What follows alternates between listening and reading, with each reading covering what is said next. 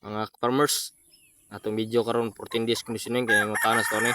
O unya ta magsugod mga farmers, shout out sa day kanawa Davao Kanawayon. Shout out ya si Mahadol. Salamat sa pagtanaw sa tong video karon na boss. Og na rin ngutanas sa 14 days karon. Ato lang ni ibutang sa screen ang mga ginagamit nato nga tambal mga farmers. Kung dapat ta mo sud 14 days o 21 days o 7 days mga farmers, dapat naka-precon atong manok diha.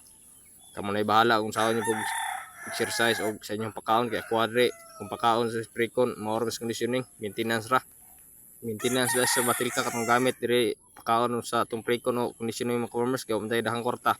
Pero kani nga video mga farmers base lang sa akong experience. Namboy nag-PM sa kuha ni nag-comment.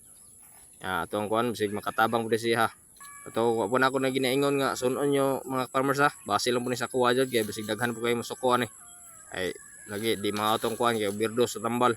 So base lang po ni sa kuha. Di na nato himo ng video kung di nato ni tested. Salamat kayo sa pag-PM dol.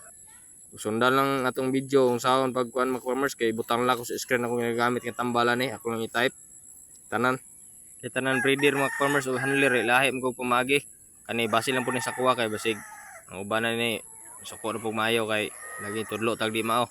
So karon mga farmers tanawa niyo sa screen kay atong ibutang ni sa atong screen atong mga ginagamit nga tambal sa exercise kamo na bahala mga farmers daghan mong pamagi sa exercise dia. Pwede pakaskas. Pero kani ato dapat ni atong hatag tag tambal pero gina-keeping nato na itong manok magabi mga farmers kana atong manok ng condition so nato sa kulungan.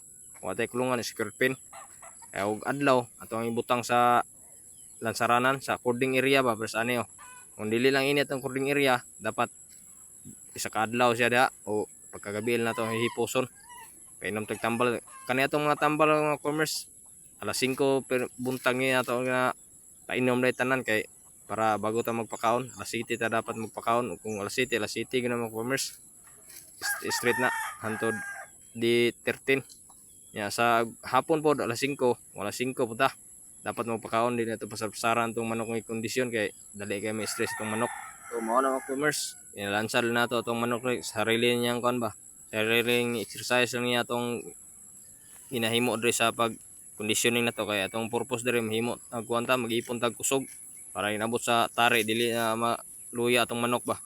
So ato lang ginalansan para dili pud siya ingon malupog kay ginasod na to kulungan isa mo sinungdan nga malupog mo maruwadan siya kusog.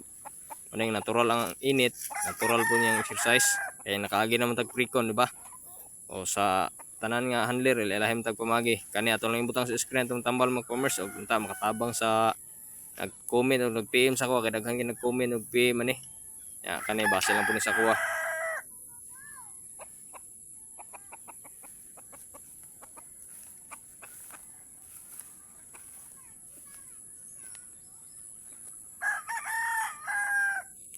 Iba